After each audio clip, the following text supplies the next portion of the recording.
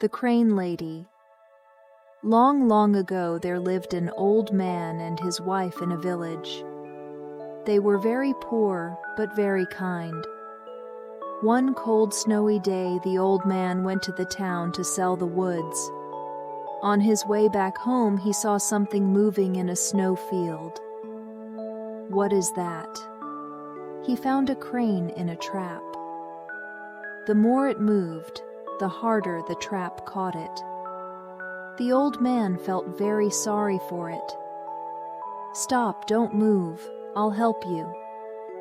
He helped it from the trap. It flew away toward the mountain. He came home and told his wife the story in the evening. "I did one good thing today. I helped a crane from the trap." Then there was the sound of knocking at the door. "Who is it?" said his wife, opening the door. She found a beautiful lady standing. "Excuse me, but I came to this village to visit my friend. It is snowing heavily outside, and I got lost in the dark.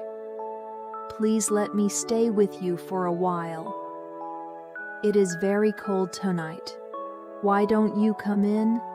We are so poor, and we don't have good bedclothes. But if it is okay, you can stay with us." The lady was very happy to hear the kindness and decided to stay there. The next day and the following day, it was snowing heavily, and she had to stay there for several days. She was so kind that she cooked and did everything for them. She massaged the old couple's shoulders with her gentle hands before going to bed every night. As they had no children, they thought of her as if she were their own daughter. One night she said to them, "Please make me your daughter." They were very happy to hear it and answered yes without hesitation. One day she said to her parents, "I want to make fine cloth, so please buy thread for it." Her father bought her thread. When she prepared to make fine cloth in her room, she said to her parents, "From now I'll make fine cloth. While I am working, promise me never to look into me room, never, never." "Okay, we promise. We will never look into your room, so please make a wonderful cloth." She began to make cloth all day in her room. In the evening, she didn't come out of her room, but next day and following day, she kept on weaving the cloth.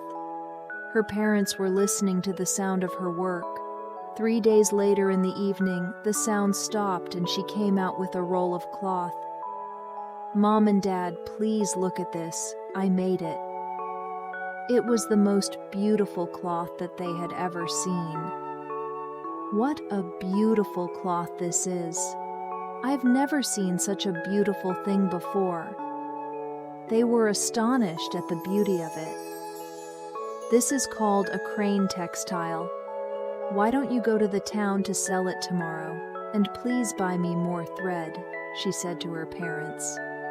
The next morning the old father went to the town. "Fine crane textile, fine crane textile," said he, walking the street. It was sold at a very high price to a rich man. He bought thread and other things with the money. He returned home happily. The next day the lady began to make a textile again, and 3 days passed. The old woman said to her husband, "What a beautiful textile she makes. I want to look into her room." "Don't do that. She told us not to look into her room." But the old wife wouldn't listen to him. A little, only a little.